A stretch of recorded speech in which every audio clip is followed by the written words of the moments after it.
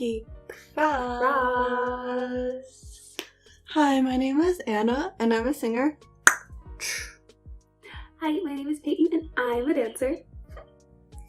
And today, what are we doing today? Today, we are back with a very long-awaited release and we will be reacting to TO1 today. In case you didn't know before, on this channel, we have reacted to TO1 before, formerly known as TOO, when they were on Road to Kingdom last year, and then we reacted to the first release after that, and now, in like 10 months, after a lot, they're finally releasing a new song called Son of Beast, so obviously we have watched the music video teasers, and we're really excited because through Road to Kingdom, we became very affectionate. Let's just go. Let's go. I already love it. I liked what I heard in the teaser a lot. Can any of them drive? Sorry, they probably, right? They're all old enough. Yeah. They're all old enough.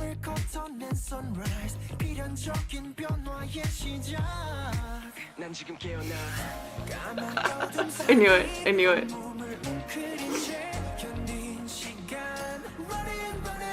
Oh, that was a nice line. See, it's all like slightly jazzier R&B.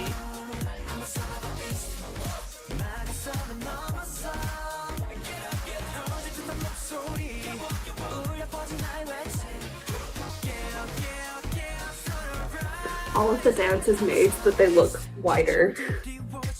So that they look what? Wider. Like bigger. Ah. Cause beast. Okay. Oh, 은기!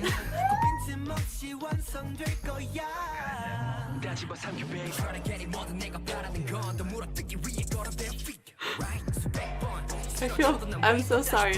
I feel bad because he was the only one I had like a visceral reaction to.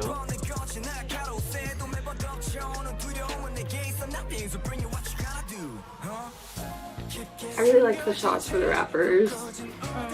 Can I say, I also like the color. TO1! Aww.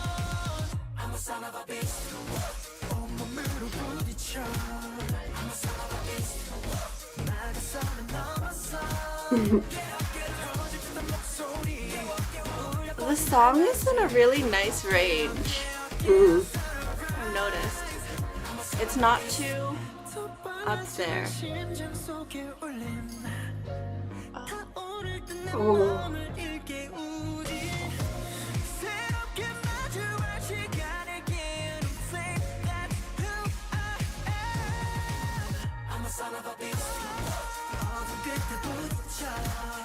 I love that part of the dance, the teaser.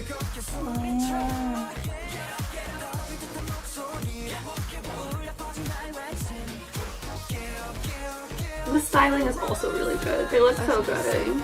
I really enjoy the color scheme choices instead of like defaulting to red and black. Blue and black. And yellow.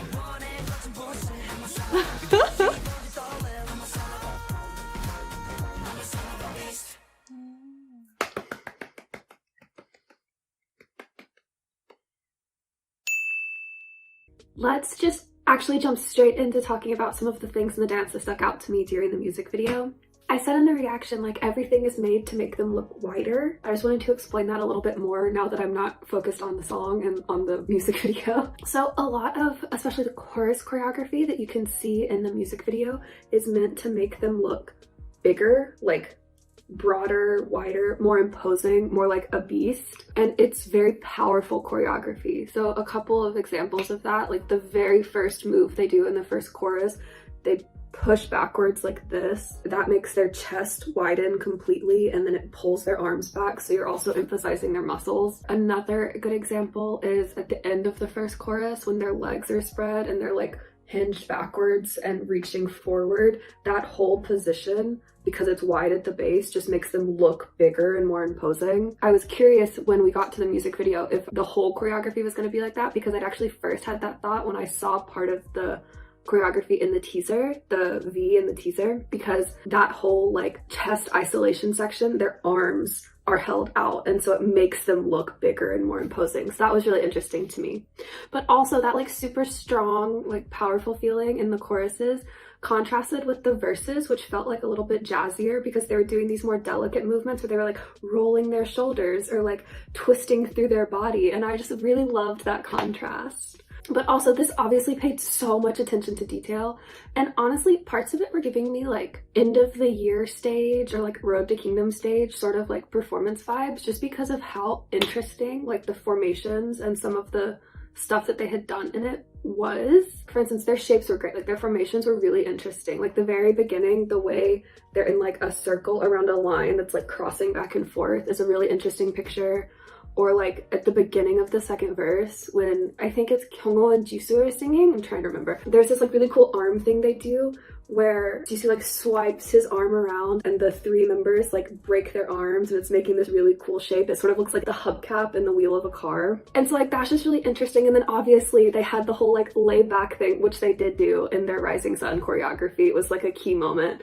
But that's like a really cool and interesting partnering stunt that's like counterbalancing. And it really took me off guard because I was not expecting to see it in just like a comeback, and I was like, oh, what? So I really liked that. I'll stop there on the dance. The styling, I told Anna this as soon as we finished. I was like, this is reminding me of modern day like Grease Lightning, like giving me those vibes because of the way they're styled and the fact that they've got the car and like the fire in the background.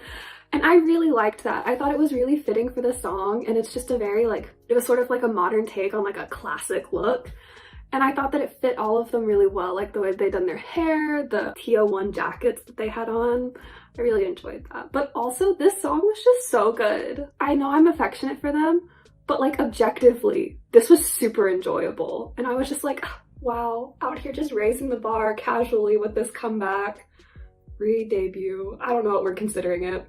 Anyways, I really liked it. So Anna's turn. So for my comments, I, if you can't tell, wholeheartedly agree with Peyton that this is a great song. Like as soon as it ended, I was like, Peyton, this is a great song. But just to talk a little bit about it. So one thing that I want to explain is I mentioned in the reaction that like the range of this is lower. I like the placement of it. It's not like super deep, but what they're singing is not insanely high. You know, typically in K-pop songs, they'll have that like one of the main vocals steps to the side and does like a super high note, and like it does happen, but it's not like ridiculously astronomically high and sort of out of place for the rest of the song. Instead, it's like, yes, high relative to like the rest of the melodies that have been being sung, and it's a highlighted moment. That way, since it's like not completely out of range, it still feels more cohesive with the rest of the song that's been happening. Because if it was too high, if the melodies that they were singing were like too high in range, I feel like it would feel weird with like the rest of the style and the song that's been going on, because it feels kind of like cool.